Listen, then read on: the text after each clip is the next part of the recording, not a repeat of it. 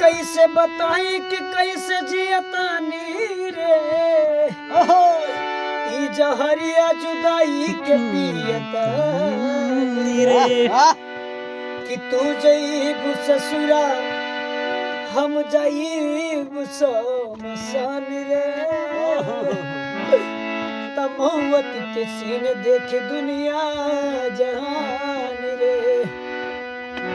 कि तोहरा से जुड़ल बाड़े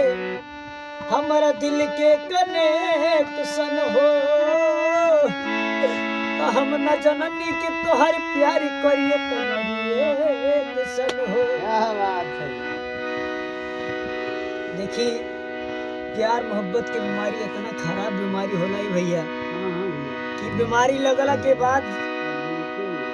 जहर के जरूरत नहीं पड़त। अरे कि मर जईबी ससुरा तोहरा जाए के पहिले कि मर जईबी ससुरा तोहरा जाए के पहिले फिर होई घाट का छपाए के पहिले फिर होई हाट का छपाए के पहिले।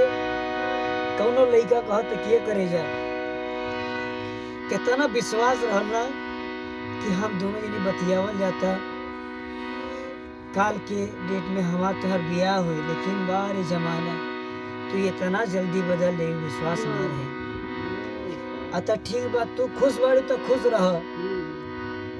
हम खत्म कर ले कि मर जईब ससुरा तोहरा हो कि मर जईब ससुरा तोहरा जाए के पहिले त फिर होई हाड का छपाए के पहिले त फिर होई हाड का छपाए के पहिले। और लइकवा कहता कि मने बिया करे तो कैल कौन दिक्कत नहीं है लेकिन आखिर हमारा कसूर बताओ काहे खातिर तो हमरे सामने आए से इतना घबरालू काहे दिक्कत का बाटे। लइकवा कहता कि तने बता दा खाली कौन कसूर से देखिए के मुहावा घुमावता दूर से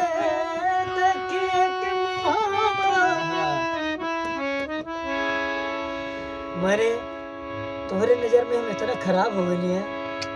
कि तुमने हमारा चेहरा न देख सके। तने बता दा खाली कौन कसूर से देखिए के मुहावा घुमावता दूर से देखिए के मुहावा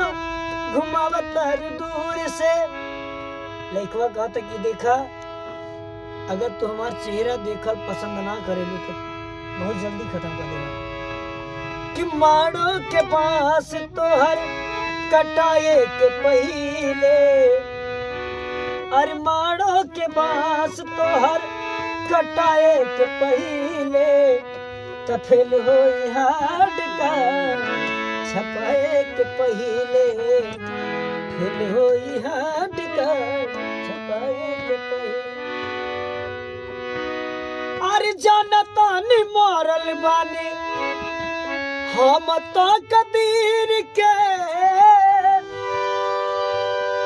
राहुल बिहारी शंकर रोवे तो कदीर पे अरे राहुल संदीप शंकर रोवे तो कदीर पे अरे मन नहीं भी ससुरा तोहरा हो कि मर जईबी ससुरा तोहरा जाए के पहिले त फिर होई हाड का छपाए के पहिले